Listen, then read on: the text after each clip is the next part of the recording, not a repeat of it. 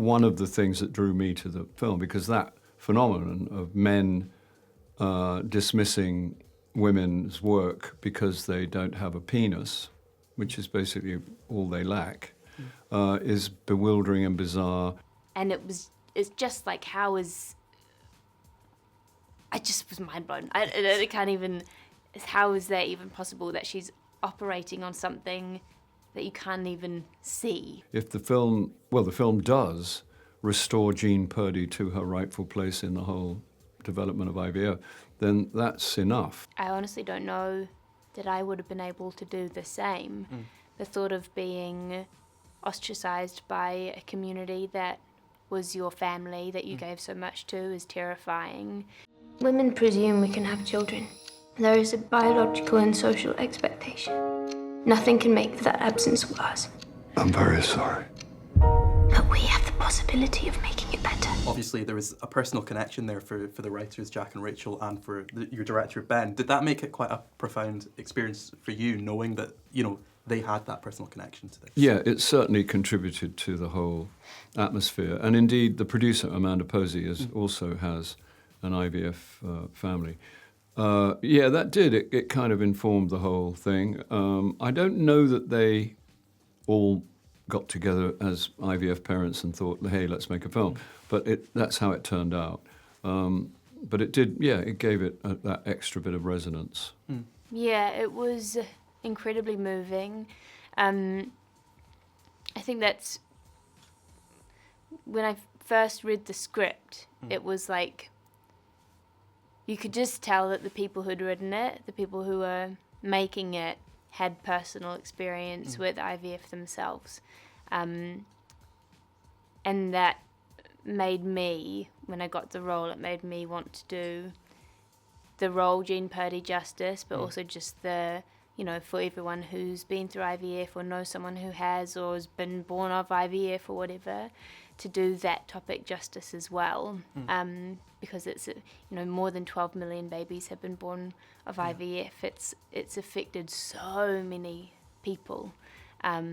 So yeah, it was really, really moving. Yeah, and it's astonishing just looking back at how many obstacles there were and how much criticism coming kind of from all angles, from the church, from the media, from people in the public as well. How much admiration do you have for how Jean kind of stood up to those obstacles and the determination that she showed? So much admiration. I honestly don't know that I would have been able to do the same. The thought of being ostracized by a community that was your family, that you gave so much to, is terrifying. For Jean to have sacrificed her relationship with her mother is huge. It just really goes to show how much Jean sacrificed and how much she believed in the work and the impact she knew that it could have. And you mentioned the relationship with her mother there, and there's some amazing scenes with Joanna Scanlon and especially towards the end of her life where they have discussions. How much did you enjoy digging into that relationship? And because it is slightly more complex, isn't it, than just being ostracized? There was kind of some redemption, I suppose, at the end. Yeah, I had a lot of fun. Joanna is such a fantastic actor. I'd seen her work before, and she just tells. You can see so much going on in just one glance. Like, she's such a deep thinker. I really loved exploring that relationship because it was a complicated one, but there were lots of really joyful moments. They kind of were two peas in a pod. They gossiped and they laughed and they teased each other, and it was a lot of really gorgeous levity there at the beginning, which made the fact that relationship fell apart for a little bit all the more devastating. And what her character Gladys May says at the end, which I won't give away for anyone who hasn't seen the film, but it's just it's so moving. It was fantastic working with her. And I don't think in my career I've done a few roles about my character's relationship with their fathers, but it's very rarely been a relationship between a daughter and a mother. So that was really really nice to investigate. Yeah. And, obviously Jean and Patrick and Bob were a great team. Did that kind of come to kind of was that quite similar with the relationship you ended up having with Bill and James in the film as well? Did you quite closely form a bond as a trio, as a team? Yeah, we definitely did. The three of us had a lot of fun with each other and would get dinners, and I mean, Bill has the best dinner recommendations, especially for Italian restaurants, so we had great fun hanging out with each other and lots of laughs and some really beautiful memories. Well, we had no bumps in the road, which is, not that I generally don't have bumps in the road. I sort of gave them up. I don't, I sort of insist on there not being any bumps in the road. It was one of the nicest jobs I've ever had, if that's what you're asking. And James and Thomasin and I got on very, very well, as did and the rest of the cast. And Ben Taylor if I had to go to work every day and the director was Ben Taylor, I'd be really happy. And that's not me being cute, that's for real. He was exemplary in every regard, endlessly courteous and smart as anything. And he also, because he'd done all of sex education, he knew every young actor in England. And so all the people that came in to play the other parts, the smaller parts, they're all assassins, they're all really, really, really top turns. So that was a great help.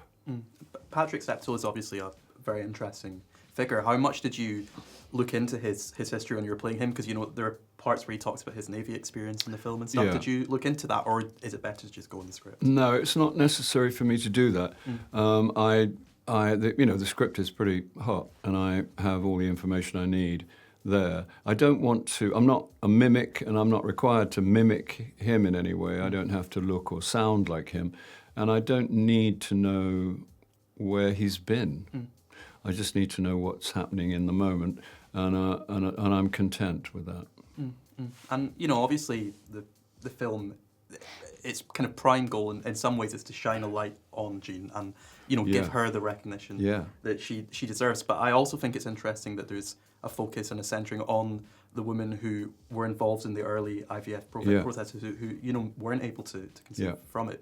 How important do you think that was to also shine a light on them as well as Jean? I think it's very, very important, because without them, none of it would have happened, and yet they themselves were not able to have children. It's tragic, for people who passionately want them, and I think, as you say, as much as anything, if the film does restore Jean Purdy to her rightful place in the whole development of IVF, then that's enough, and that's one of the things that drew me to the film, because that phenomenon of men dismissing women's work because they don't have a penis, which is basically all they lack, is bewildering and bizarre, and we've only really just started to kind of try and redress the balance.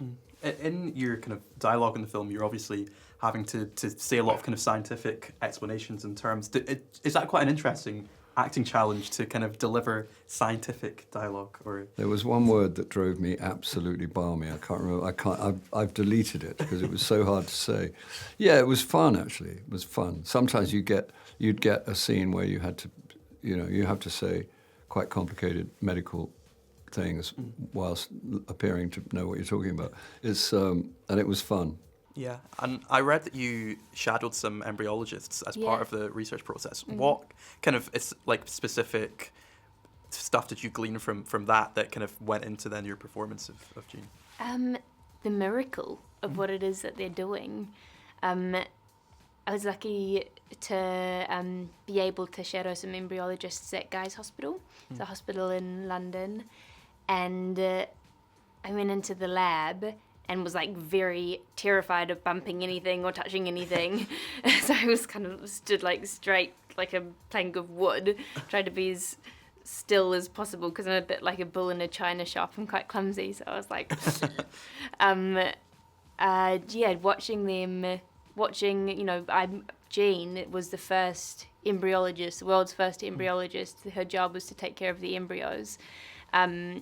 And it was mind-boggling to watch real embryologists at work. when I walked in, a woman was dissecting DNA from an embryo to test for a certain disease. But I was just like, that's microscopic work, and they were projecting it onto a screen above her, and it's just like, I just was mind blown. I can't even, how is that even possible that she's operating on something that you can't even see? And then we walked around the corner, and I got to look at these incubators that they had, where they were storing some embryos or fertilized eggs, tracking the progress, whether the cells were multiplying, and that they were seeing signs that would mean that it was viable to reimplant into the womb.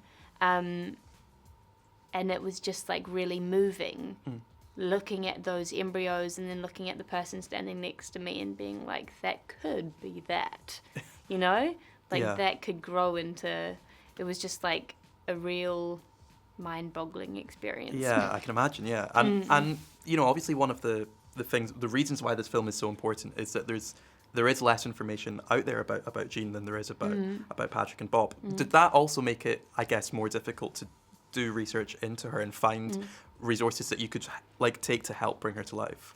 Yes, it did make it more of a challenge.